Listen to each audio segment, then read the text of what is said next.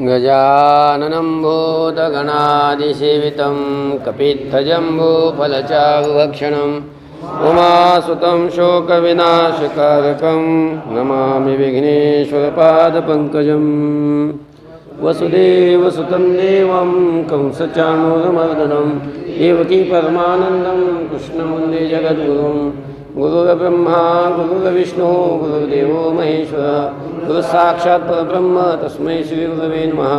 नमामि सद्गुरुं शान्तं सच्चिदानन्दविग्रहं पूर्णब्रह्मपरानन्दं विषमानन्दिवल्लभम्। अध्याय 11 श्लोक क्रमांक 16। अनेकबाहूदरवक्त्रनेत्रम्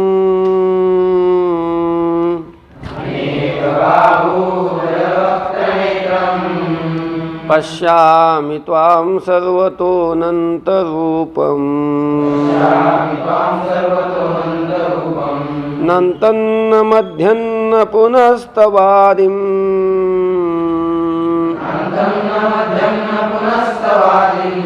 पश्यामि विश्वेश्वर विश्वरूप अनेकबाहूदरवक्त्रनेत्रम् पश्यामि त्वां सर्वतोऽनन्तरूपम्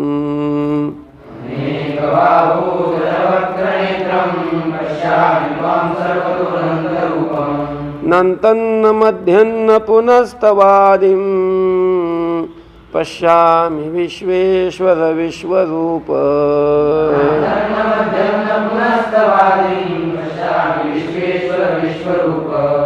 नीट लक्ष दे बघा, कोणताही श्लोक चालू असताना मी मध्ये विचारीन, तुम्हाला सांगता आलं पाहिजे. अनेक बाहूदरवक्त्रनेत्रं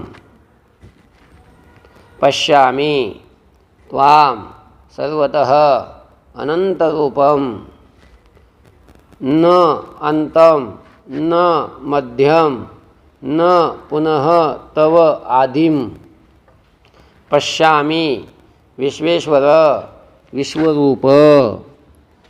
अर्जुन भगवंताचं विश्वरूप पाहून त्या विश्वरूपाचं वर्णन करू लागलेलं आहे आणि वर्णन करून म्हणतोय, देवा मी तुझ्या अशा अशा रूपाला मी पाहतोय, मी असं तुझं रूप पाहत आहे.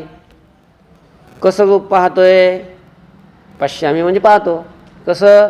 अनेक बाहूदरवक्त्रनेत्रम, ज्या रूपाला अनेक बाहू, बाहू म्हणजे हात आहेत, अनेक हात, उदर, उदर म्हणजे पोट, पोटसुद्धा अनेक, ते अनेक सगळ्याचं विशेषण आहे. वक्त्र, वक्त्र म्हणजे तोंडसुद्धा अनेक. नेत्रम, नेत्र ही अनेक. अनेक बाहूदरवक्त्रनेत्रम म्हणजे अनेक हात, अनेक उदर, अनेक तोंड आणि अनेक नेत्र असलेल्या रूपाला मी पाहतो आहे. पश्यामी त्वां पश्यामी, अशा तुला मी पाहत आहे. सर्वतः अनंतरूपम त्वां पश्यामी, सर्व बाजूनी अनंत रूपाने युक्त असणाऱ्या तुला मी पाहत आहे. कळलं का? सर्व बाजूनी तुला किती रूप आहेत? अनंत रूप आहेत. आणि अशा अनंत रूप असणाऱ्या तुला मी पाहत आहे. विश्वेश्वर ह्या उदर घ्यायला पाहिजे होते. विश्वेश्वर आणि विश्वरूप. हे विश्वेश्वरा, हे विश्वरूपा, पुनः तव आदिम न पश्यामी, तुझा आदि मी पाहत नाही, मध्यम न, मध्यही पाहत नाही, अंतम न, तुझा अंतही पाहत नाही. अलग लक्षामध्ये झालं की श्लोक? बघा अजून एकदा. आता नीट व्यवस्थित हे विश्वरूप आणि विश्वेश्वर अगोदर घ्यायचं. कसं बघा? विश्वेश्वर हे सर्व विश्वाच्या ईश्वरा, विश्वरूप हे विश्वस्वरूप असणाऱ्या देवा, अनेक बाहूदरवक्त्रनेत्रम, अनेक हात, अनेक पोट, अनेक मुख, अनेक नेत्र असणाऱ्या, सर्वतः अनंतरूपम, सर्व बाजूनी अनंत रूपाने युक्त असणाऱ्या त्वाम पश्यामी, तुला मी पाहत आहे. पुन्हा आणि पुन्हा तव आदिम न पश्यामी, तुझा आधी मी पाहत नाही. कळलं का? तव आदिम न पश्यामी, तुझा आधी, आधी म्हणजे आरंभ, मी तुझा पाहत नाही.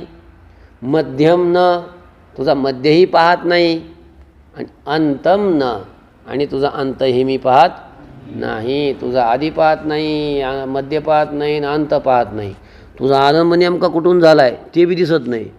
तुझा मध्य कुठे आहे ते बी कळत नाही. आणि तुझा अंत शेवट कुठे आहे ते बी कळत नाही, दिसत नाही. सगळं तूच दिसतो जिथपर्यंत पाहावं तिथपर्यंत. समजते का? किरीटिनं गदिनं चक्रिणं च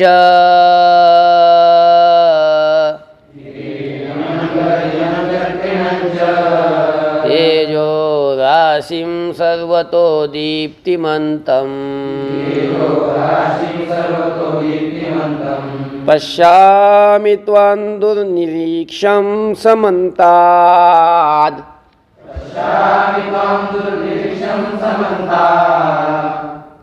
समन्ताद् दीप्तानलार्कद्युतिमप्रमेयम्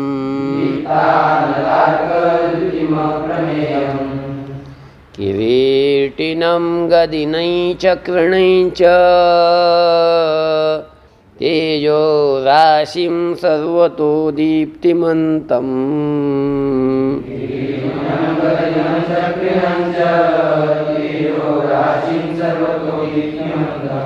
पश्यामि त्वां दुर्निरीक्षं समन्ताद् दीप्तानलार्कद्युतिमप्रमेयम्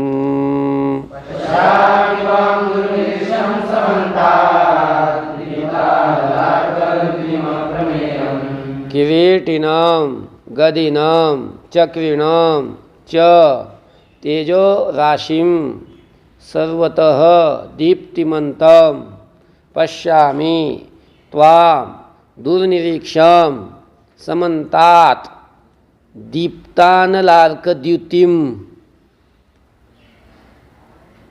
अप्रमेयम्. हे श्लोक मोठाले येतं पण अर्थाच्या दृष्टीने सोपे येतं. 11व्या अध्यायातले श्लोक हे मोठे मोठे श्लोक आहेत. नाही विश्वरूपाचं वर्णन केलेले, अर्थ सोपा यांचा. बघा आता अर्जुन म्हणतोय तुला मी पाहतोय. कसा आहेस तू? कशा स्वरूपाला पाहतोय? किरीटिनम, मुकुट असलेल्या, मुकुटाने युक्त असणाऱ्या तुला. किरीट म्हणजे काय? मुकुट. ज्यांनी मुकुट धारण केलेला आहे, मुकुटाने युक्त असणाऱ्या. गदिनम, हातात गदा असणाऱ्या. चक्रिनम, चक्र धारण करणाऱ्या. च तेजो राशीम, तेजाची राशी असणाऱ्या. सर्वतः दीप्तिमंतम, सर्व बाजूनी दैदिप्यमान, म्हणजे सर्व बाजूनी तेजयुक्त असणाऱ्या, प्रकाशमान असणाऱ्या. समंतात दुर्निरीक्षम, समंतात सर्व बाजूनी निरीक्षण करणं ज्याला कठीण आहे अशा असणाऱ्या. दुर्निरीक्षण म्हणजे निरीक्षण करायला कठीण अशा असणाऱ्या. दीप्तानलार्कद्युतिम, दीप्त म्हणजे प्रज्वलित झालेल्या. अनल म्हणजे अग्नी आणि अर्क म्हणजे सूर्य, म्हणजे प्रज्वलित झालेल्या अग्नी आणि सूर्याप्रमाणे ज्याची प्रभा आहे. द्युती म्हणजे प्रभा आहे, प्रभा असणाऱ्या. अप्रमेयम, कोणत्याही प्रमाणाचा विषय न होणाऱ्या. त्वाम, तुला. पश्यामी, मी पाहत आहे. कळलं का? इथं त्वाम पश्यामी, तुला पाहतोय. कसं आहे ते फक्त त्याच्या रूपाचं वर्णन आहे फक्त. बघा कसं. किरीटिनम, डोक्यावर मुकुट धारण केलेल्या. गदिनम, हातात गदा धारण केलेल्या. चक्रिनम, एका हातामध्ये चक्र धारण करणाऱ्या. तेजो राशीम, तेजाची राशी असणाऱ्या. सर्वतः दीप्तिमंतम, सर्व बाजूनी प्रकाशमान असणाऱ्या, समंतात दुर्निरीक्षम आणि सर्व बाजूनी निरीक्षण करण्यासाठी तू कठीण असणाऱ्या, दीप्तानलार्क द्युतिम प्रज्वलित झालेल्या अग्नी आणि सूर्याप्रमाणे प्रभा असणाऱ्या, अप्रमेयम कोणत्याही प्रमाणाचा विषय न होणाऱ्या, त्वाम तुला पश्यामी मी पाहत आहे. कळलं का? अशा तुला मी पाहत आहे. आलं? त्वमक्षरं परमं वेदितव्यं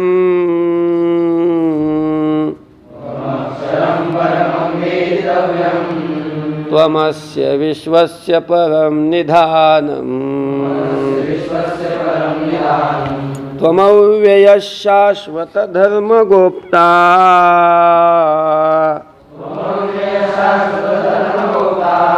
सनातनस्त्वं पुरुषो मतो मे.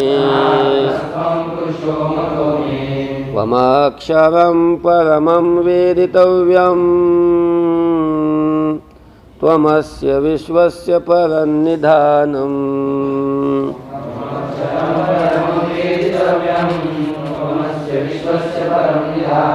त्वमव्ययः शाश्वतधर्मगोप्ता सनातनस्त्वं पुरुषो मतो मे.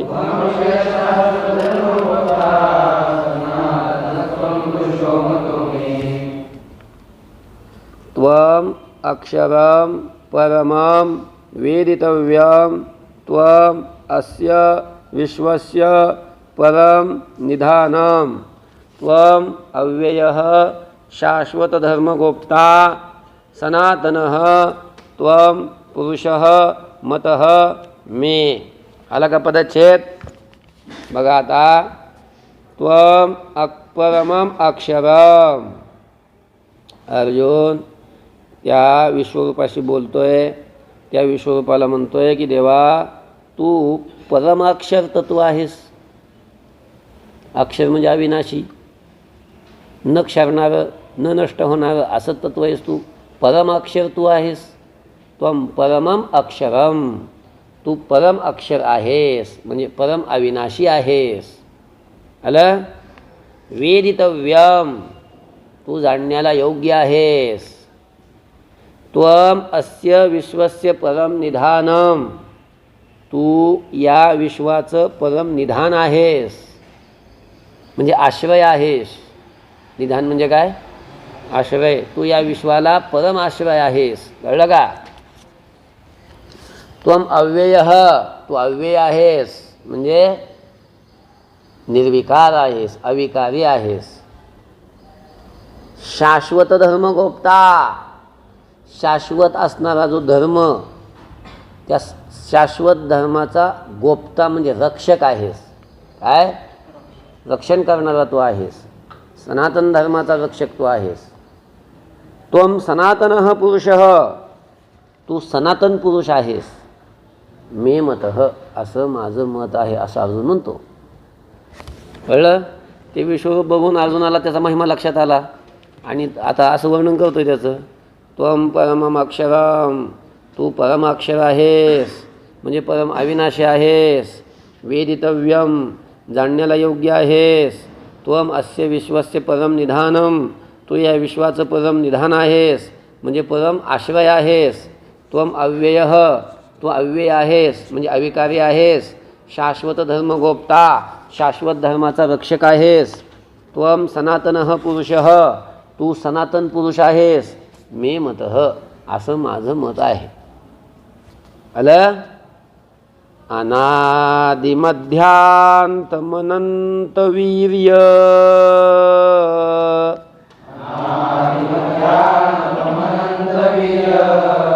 मनंत बाहुं शशिसूर्यनेत्रं पश्यामि त्वां दीप्तहुताशवक्त्रम् स्वतेजसा विश्वमिदन्तपन्तम्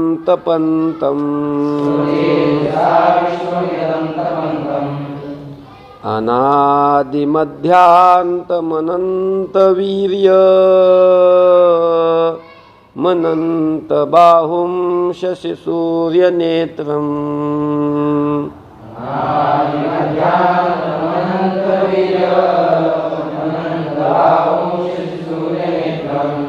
पश्यामि त्वां दीप्तहुताशवक्त्रम् स्वतेजसा विश्वमिदन्तपन्तम्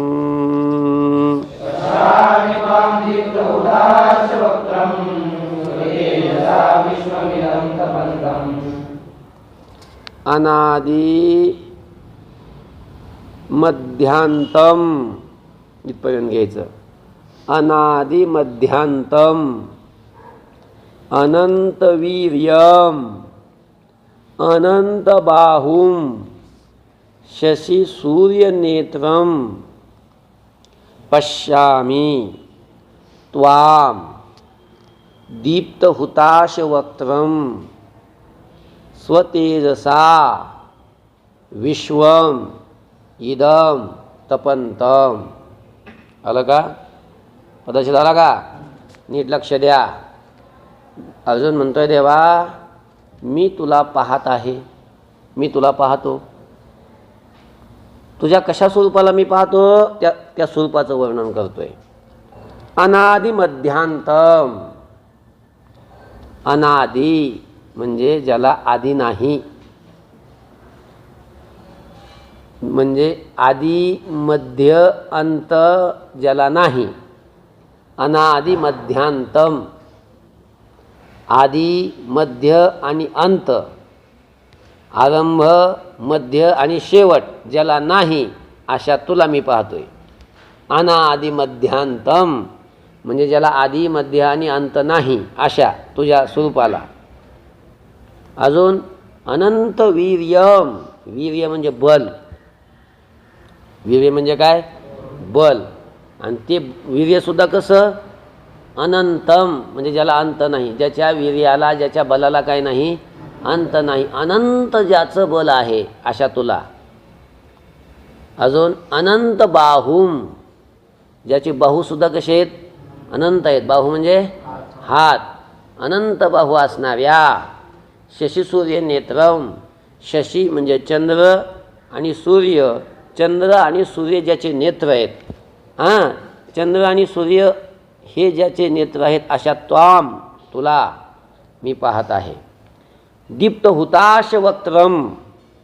दिसलं का? दीप्त हुताश वक्त्रम. प्रज्वलित झालेला अग्नी. दीप्त हुताश म्हणजे काय? प्रज्वलित झालेल्या अग्नीप्रमाणे मुख असणाऱ्या. वक्त्र म्हणजे मुख. प्रज्वलित झालेल्या अग्नीप्रमाणे मुख असणाऱ्या तुला पाहत आहे. स्वतेजसा इदम विश्वम तपंतम.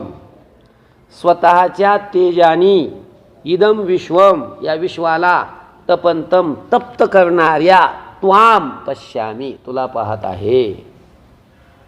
तुझ्या तेजानं सगळ्या विश्वाला तू तप्त करतोस अशा तुला मी पाहत आहे. बघा अजून एकदा. अनादि मध्यांतम. मी तुला पाहतोय ना, तर तुझं रूप कसं आहे?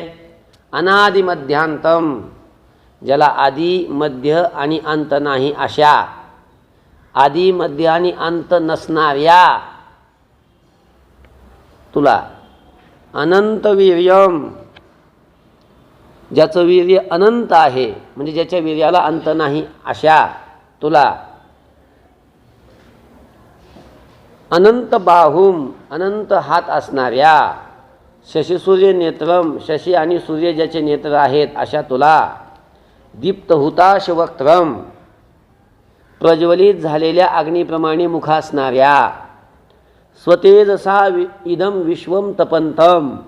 स्वतःच्या तेजानी या विश्वाला तप्त करणाऱ्या त्वाम पश्यामी तुला मी पाहत आहे. अजून एकदा सांगायचं का? न ग. द्यावा पृथिव्योरिदमन्तरं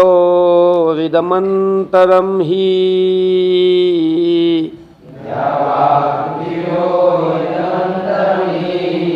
व्याप्तं त्वयैकेन दिशश्च सर्वाः दृष्ट्वाद्भुतं रूपमुग्रन्तवेदम्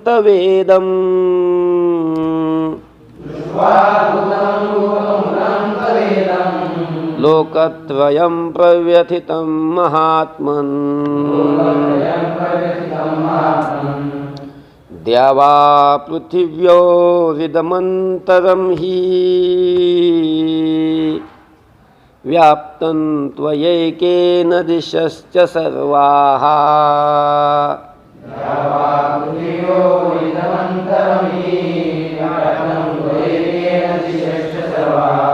दृष्ट्वाद्भुतं रूपमुग्रन्तवेदम् लोकत्रयं प्रव्यथितं महात्मन्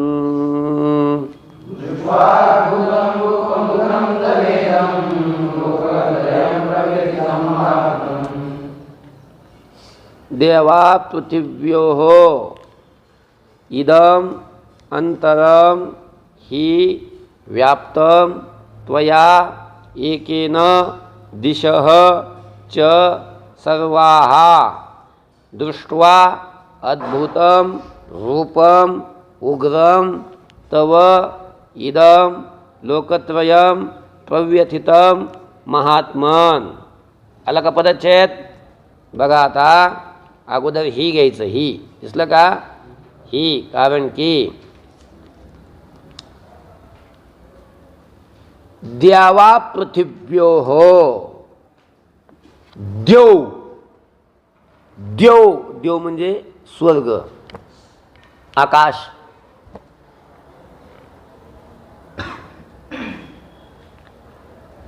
आकाश आकाशाला देव म्हणतात. मग आकाशापासून अपृथिव्योः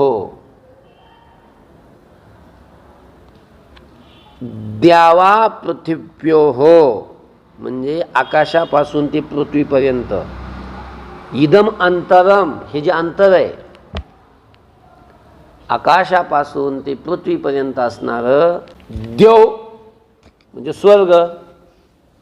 द्यावा पृथिव्योः स्वर्गापासून ते पृथ्वीपर्यंत.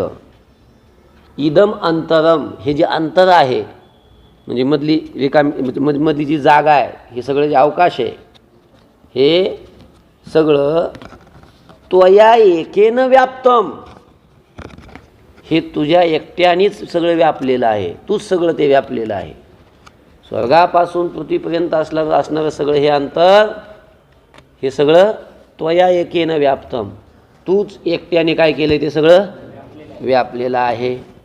च सर्वाहा दिशः आणि सर्व दिशासुद्धा त्वया एकेन व्याप्ताः असं लावून घ्यायचं आपण. तू एकट्यानं सगळ्या दिशासुद्धा काय केलेल्या आहेत? व्यापलेल्या आहेत. बरं महात्मन दिसलं का कुठे? हे महात्मा म्हणजे अर्जुन म्हणताय त्या विश्वरूपाला हे महात्मा. कारण आत्मा म्हणजे स्वरूप, महा म्हणजे मोठं मोठं स्वरूप आहे, त्याला महात्मा म्हटलं. हे महात्मा तव इदम अद्भुतम उग्रम रूपम दृष्ट्वा. अरे बाप. तव म्हणजे तुझं, इदम म्हणजे हे, अद्भुतम म्हणजे अतिशय अद्भुत असलेलं आश्चर्यकारक असलेलं, उग्रम रूपम दृष्ट्वा अतिशय उग्र म्हणजे भयंकर असलेलं हे रूप पाहून लोकत्रयम प्रव्यथितम सगळं त्रैलोक्य काय होऊ झालंय? व्यथित होत आहे. लोकत्रयम म्हणजे त्रैलोक्य प्रव्यथितम व्यथित होत आहे, व्याकुळ होत आहे, घाबरलेला आहे, घाबरत आहे.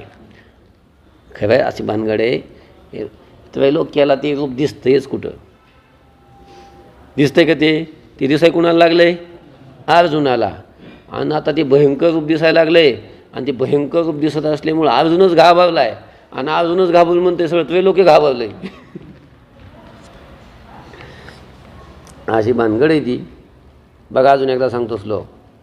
ही कारण की देवा पृथिव्योः इदम अंतरम स्वर्गापासून पृथ्वीपर्यंत असणारं हे सगळं अंतर त्वया एकेनं व्याप्तम, तू एकट्यानेच काय केलेलं आहे, सर्व व्यापलेलं आहे. ते सर्वाहा दिशः, आणि सर्व दिशासुद्धा तू एकट्यानेच काय केलेले आहेत, व्यापलेले आहेत. म्हणजे त्वया एकेनं व्याप्ता हा, आता बहुवचन असल्यामुळे व्याप्ता घ्यायचं, तिथं नाही पण आपण लावून घ्यायचं असतं. ते नाही घेतलं तरी नुसता अर्थ घ्यायचा तसा कसा, सर्वाहा दिशः, सर्व दिशासुद्धा तू एकट्यानेच काय केलेले आहेत, व्यापलेले आहेत. महात्मन, हे महात्मन, तव इदम अद्भुतम उग्रम रूपम दृष्ट्वा, तुझं हे अतिशय अद्भुत असलेलं उग्र रूप, भयंकर अशा प्रकारचं ते रूप पाहून, दृष्ट्वा म्हणजे पाहून, लोकत्रयं प्रव्यथितम, त्रैलोक्य व्यथित होत आहे, व्याकुळ होत आहे. कळलं? ओम शांती शांती शांती. पुंडलीकवरधारी विठ्ठल श्री ज्ञानदेव तुकार, मौली ज्ञानेश्वर महाराज की जय, जगद्गुरु तुकाराम महाराज की जय, सद्गुरु जोग